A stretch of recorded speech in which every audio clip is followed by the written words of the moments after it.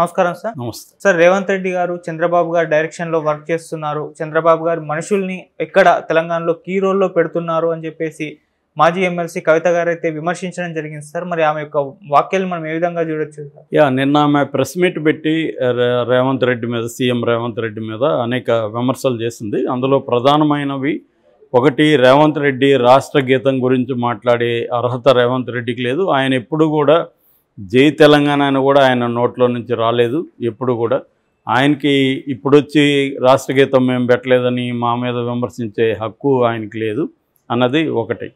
రెండవది, తెలుగు తల్లి విగ్రహం నన్ను పోలి ఉంది, నా రూపంలో ఉందని చెప్తున్నాడు. ఏం నా ఉంటే తప్పేంటి, నేను తెలంగాణ ఆడబిడ్డే కాదా అన్నది రెండో ఇది.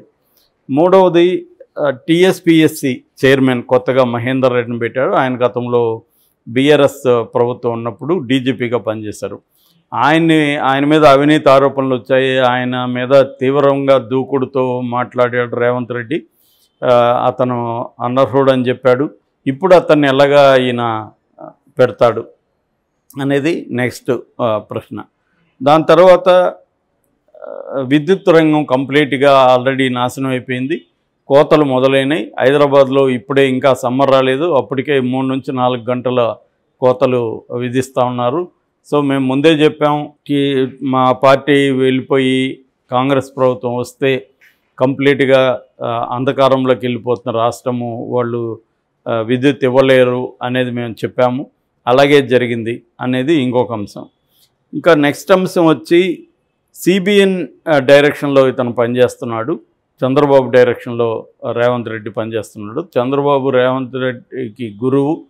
సో ఆ గురువు చెప్పినట్టు వింటున్నాడు. గురువు చెప్పిన వాళ్ళకే పదవులు ఇస్తున్నాడు. సో ఓటుకు నోటు కేసులో ఎవరైతే వాదించారో ఆ లాయర్లకు అందరికీ గవర్నమెంట్ తరపున జీతాలు ఇస్తున్నాడు. ఇదంతా కూడా గురువు డైరెక్షన్లో జరుగుతుంది. అట్లాగే విద్యుత్ రంగంలో డైరెక్టర్లంతా కూడా ఆంధ్ర వాళ్ళని తీసుకొచ్చి నియమించారు.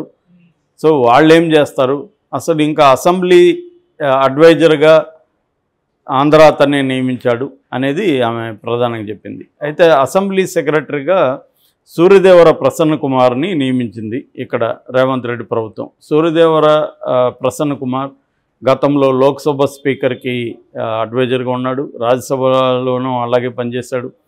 తర్వాత లోక్సభ టీవీ ఎస్టాబ్లిష్ చేయడంలో, దాన్ని డెవలప్ చేయడంలో కూడా ఈయన పాత్ర చాలా ఉంది. అట్లాగే సుప్రీంకోర్టులో కూడా వివిధ పదవుల్లో ఆయన పనిచేశాడు. చాలా హైలీ ఎక్స్పీరియన్స్డ్ మ్యాన్. సో తనని ఇక్కడ ఒక అంటే ప్రొఫెషనలిజం ఉంటుంది సెక్రటేరియట్లో కానీ అసెంబ్లీలో కానీ, అంటే లెజిస్లేచర్లో ఉంటుందని ఆయన్ని అపాయింట్ చేసినట్టుగా వీళ్ళు చెప్తున్నారు. దాన్ని అతను కూడా ఆంధ్రావాడు వచ్చి తెలంగాణ దీనికి ఉండాల్సిన అవసరం ఉంది అనేది చెప్తున్నారు. దీనికి సమాధానంగా కొండా సురేఖ లాంటి వాళ్ళు సమాధానం ఇస్తున్నారు. కొండా సురేఖ ఏం చెప్తుందంటే, ఆయన తెలంగాణకే కాదు ఢిల్లీలో కూడా ఆయన అసెంబ్లీకి అడ్వైజర్గా పనిచేశాడు. సో ఇటువంటి ఐఏఎస్ ఈ స్థాయి అధికారులు ఏ రాష్ట్రం అనేది ఇంపార్టెంట్ కాదు, వాళ్ళ క్యాపబిలిటీస్ ఉన్నాయా లేదా అనేది ఇంపార్టెంట్. మనం ఆంధ్ర అనుకుంటే ఇంకా మనకు ఎవరు మిగలరు. చాలామంది ఐఏఎస్ ఐపీఎస్ వాళ్ళు ఆంధ్ర వాళ్ళు ఉంటారు. వాళ్ళని పెట్టకూడదంటే మీరు అట్లా అనుకుంటే మీరు మొత్తం ఆంధ్ర వాళ్ళ వ్యాపారస్తులకే దోచిపెట్టారు కదా. మేఘా కృష్ణారెడ్డి ఎవరు, ఆంధ్ర అతనే కదా. కాళేశ్వరం ప్రాజెక్ట్ అతనికే కదా ఇచ్చారు మీరు. సో మీరు మాత్రం ఆంధ్ర దోపిడీదారులకంతా దోచిపెట్టారు. మేము ఐఏఎస్ ఆఫీసర్ని ఐపీఎస్ ఆఫీసర్ని ఆంధ్ర వాళ్ళని పెడితే మా మీద విమర్శలు చేస్తున్నావు అని ఆమె తీవ్రంగా ఇచ్చేసింది. అట్లాగే మహేందర్ రెడ్డి, మీరెందుకు మహేందర్ రెడ్డిని డీజీపీగా పెట్టారు, ఇప్పుడు మేము టీఎస్పీఎస్సీకి పెడితే ఆయన పదవి నుంచి తీసేసి ఆయన మీద సిట్టింగ్ జడ్జితో విచారణ జరిపించాలని అంటున్నారు అని ఆమె ఇచ్చేసింది. కవిత ఇంకొకటి కూడా మాట్లాడింది. అదేంటంటే రజనీ కుమార్ అనే ఆమెని టీఎస్పీఎస్సీ మెంబర్గా కూడా పెట్టారు. ఆమె కూడా చంద్రబాబు మనిషి. ఆమె గతంలో చంద్రబాబు దీంతో పనిచేసింది పార్టీలో. ఆమెను తీసుకొచ్చి ఇప్పుడు పెట్టారంటే క్లియర్గా చంద్రబాబు డైరెక్షన్లోనే చేస్తున్నాడు అనేది కవిత చెప్పింది. అయితే ఇక్కడ మనకి కవిత విమర్శల వెనక ఏముంది అని ఆలోచించినప్పుడు, ఇప్పుడు తెలంగాణ సెంటిమెంట్ని ఇటు కాంగ్రెస్ ఇటు బీఆర్ఎస్ రెండు కూడా మళ్ళీ ఎలక్షన్ ముందు పైకి లేపి క్యాష్ చేసుకోవాలన్న ధోరణి కనబడుతుంది. రేవంత్ రెడ్డి కూడా మొన్న తీసుకున్న క్యాబినెట్లో నిర్ణయాలన్నీ కూడా ఈ వైపుగా ఉన్నాయి, తెలంగాణ సెంటిమెంట్ని రగిలించే వైపుగా ఉన్నాయి. అంటే మొన్నటి వరకు తెలంగాణ సెంటిమెంట్ మీద పేటెంట్ రైటు బీఆర్ఎస్ది, కేసీఆర్ది. ఎందుకంటే ఆయన ఎప్పుడు అవసరమైతే అప్పుడు తెలంగాణ సెంటిమెంట్ని పైకి లేపగలిగే సత్తా ఉన్న నాయకుడు కేసీఆర్. దాన్ని గుర్తించాడు రేవంత్ రెడ్డి. గుర్తించి ఇప్పుడు నీ వేలుతోని నీ కన్ను పొడుస్తా అన్న ఒక మెథడ్లో రేవంత్ రెడ్డి కూడా తెలంగాణ సెంటిమెంట్ని రగిలించే దానికోసం రకరకాల పద్ధతుల్లో ట్రై చేస్తున్నారు. అందులో ఒకటి ఏంటంటే తెలంగాణ గీతం పెట్టడం, తెలంగాణ తల్లి విగ్రహం కవితలాగా ఉంది కాబట్టి మార్చడం, తర్వాత ఈ KRMB Krishna river water management board ఏదైతే ఉందో, Krishna river water management board, ఆ బోర్డుకి కొన్ని ప్రాజెక్టులని, ఉమ్మడి ప్రాజెక్టులను అప్పగించారు. దాన్ని బీఆర్ఎస్ అప్పగించింది, కాంప్రమైజ్ అయిపోయాడు. కేసీఆర్ కాంప్రమైజ్ అయిపోయి జగన్తో కుమ్మక్క ఇచ్చేశాడు. అందుకనే జగన్ అక్కడికి రాగలిగాడు, పోలీసులను పంపించగలిగాడు. ఇప్పుడు కాంగ్రెస్ ప్రభుత్వం ఉంది, ఇప్పుడు దమ్ముంటే జగన్ రమ్మను అనేది కూడా రెచ్చగొడుతున్నాడు. అంటే వాటర్ విషయంలో, తెలంగాణ సింబల్స్ విషయంలో, అట్లాగే తెలంగాణకు సంబంధించిన కోదండరామిరెడ్డి లాంటి వాళ్ళని పైకి తీసుకురావడం విషయంలో రేవంత్ రెడ్డి కూడా కేసీఆర్కి పోటీగా దీన్ని ఉపయోగించుకుంటున్నాడు, తెలంగాణ సెంటిమెంట్ని. ఈ కాంటెక్స్ట్లో బీఆర్ఎస్ హుషారైంది. బీఆర్ఎస్ ఇది మా పేటెంట్ కదా తెలంగాణ సెంటిమెంట్ని, నువ్వెలా ఉపయోగించుకుంటావు అన్నట్టుగా బీఆర్ఎస్ కౌంటర్ అటాక్ మొదలుపెట్టింది. సో అందుకనే కేసీఆర్ కూడా రంగంలోకి దిగాడు.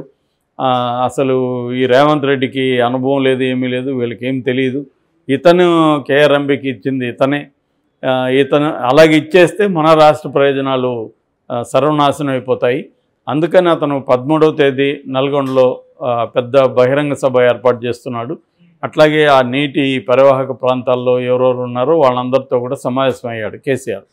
అంటే మళ్ళీ వాటర్ ఇష్యూని బేస్ చేసుకొని తెలంగాణ ఆంధ్ర మధ్య గొడవల్ని పెంచి దాన్ని తమకు ఉపయోగించుకోవాలని రెండు వర్గాలు కూడా భావిస్తున్నారు. ముందు నుంచి కూడా తెలంగాణలో వీళ్ళకి ఇబ్బందులు వచ్చినప్పుడు ఆంధ్రాని భూతంగా చూపించి ఆంధ్ర మీద తెలంగాణ ప్రజల్ని రెచ్చగొట్టి, సో తెలంగాణని మేము ఆంధ్ర ప్రజల నుంచి కాపాడేది మేమే అని చెప్పి బీఆర్ఎస్ ఎప్పటి నుంచో చేస్తుంది. కానీ అధికారంలోకి వచ్చినాక ఆంధ్రప్రదేశ్కి సంబంధించిన అనేక మంది కాంట్రాక్టులు వాళ్ళకందరికీ ఇక్కడ రెడ్ కార్పెట్, గ్రీన్ కార్పెట్లు, అన్ని కార్పెట్లు పరిచి వాళ్ళని ఆహ్వానించి చేసింది మళ్ళీ వీళ్ళే.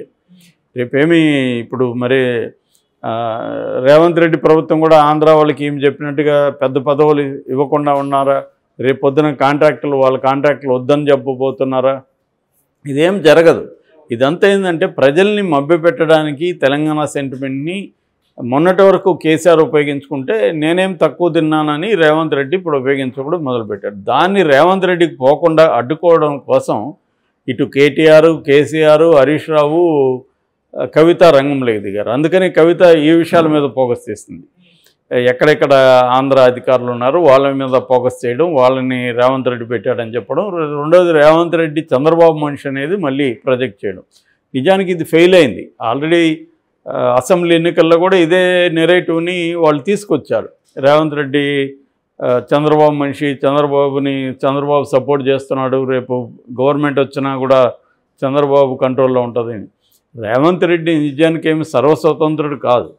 అతను కాంగ్రెస్ పార్టీలో ముఖ్యమంత్రి. కాంగ్రెస్ పార్టీలో ముఖ్యమంత్రులు ఎప్పుడు కూడా కాంగ్రెస్ అధిష్టానం చేతిలో ఉంటుంది తప్ప పక్క రాష్ట్రంలో ఇంకొక ముఖ్యమంత్రి చేతిలోనో లేకపోతే ప్రతిపక్ష నాయకుడి చేతిలోనే ఉండడాన్ని వాళ్ళు ఎందుకు ఒప్పుకుంటారు?